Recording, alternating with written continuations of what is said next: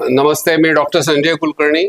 माझ्याबरोबर माझे associate doctor Pankaj Joshi आणि डॉक्टर चिन्मय उमरजी हे उपस्थित आहेत.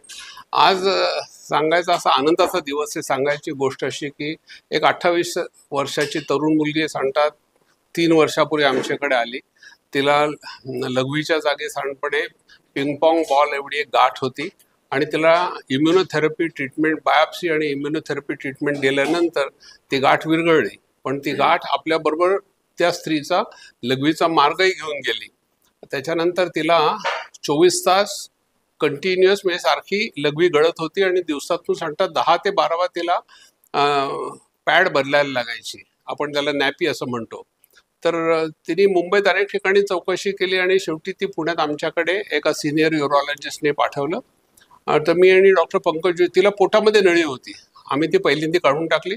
पंकज जोशी आणि मी सांगता 22 साली पहिलं ऑपरेशन केलं आणि लघवीच्या मार्गाभोवतीची जी चमडी असते, कातडी असते, ते वापरून आम्ही लघवीचा मार्ग तयार केला.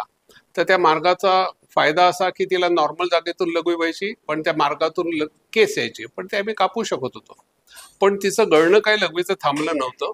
सांगता 6 महिने गेल्यानंतर आम्ही कृत्रिम स्नायू, त्याला आर्टिफिशियल स्फिंक्टर म्हणतात, त्याची किंमत सांगता 7-8 लाख रुपये असते.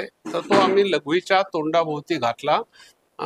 त्याला ब्लॅडर नेक असं म्हणतात. ओपन ऑपरेशन करून अतिशय अवघड ऑपरेशन होतं आणि ते झाल्यानंतर पेशंट पूर्ण बरी झाली, म्हणजे तिचा लघवीचा कंट्रोल परत आला. मी डॉक्टर चिन्मय उमरजी आणि आता संजय सरांनी सांगितल्याप्रमाणे ती गरोदर झाल्यानंतर साधारण 12 आठवड्यापासून म्हणजे 3ऱ्या महिन्यामध्ये ती यायला लागली. आणि मग 3ऱ्या महिन्यामध्ये आपण काही गोष्टींची पूर्वसूचना घेण्याचा प्रयत्न केला. काही आधुनिक टेस्ट्स असतात, जसं पॅपे आणि PLGF नावाच्या हॉर्मोन्स आपण तिच्या पाहिल्या आणि तिला प्रेग्नन्सीत BP येणार का, शुगर येणार का, तिची प्रीमॅच्युअर डिलिव्हरी होणार का, याचा अंदाज घ्यायचा प्रयत्न केला. ह्या मुलीला योनी मार्गाच्या इथे बऱ्यापैकी सर्जरीज झालेल्या होत्या.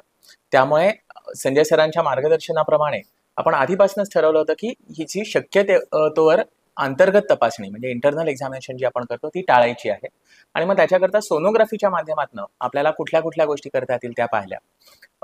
ती बरीच वर्ष खूप वेगवेगळ्या औषधांवर होती, ज्याच्यामुळे तिला प्रेग्नन्सीमध्ये बाळाला परिणाम व्हायची शक्यता, कधी कधी बाळामध्ये व्यंग यायची शक्यता ही किंचित जास्त असते. त्याचा आपण अत्याधुनिक सोनोग्राफीच्या माध्यमातून अंदाज घेतला.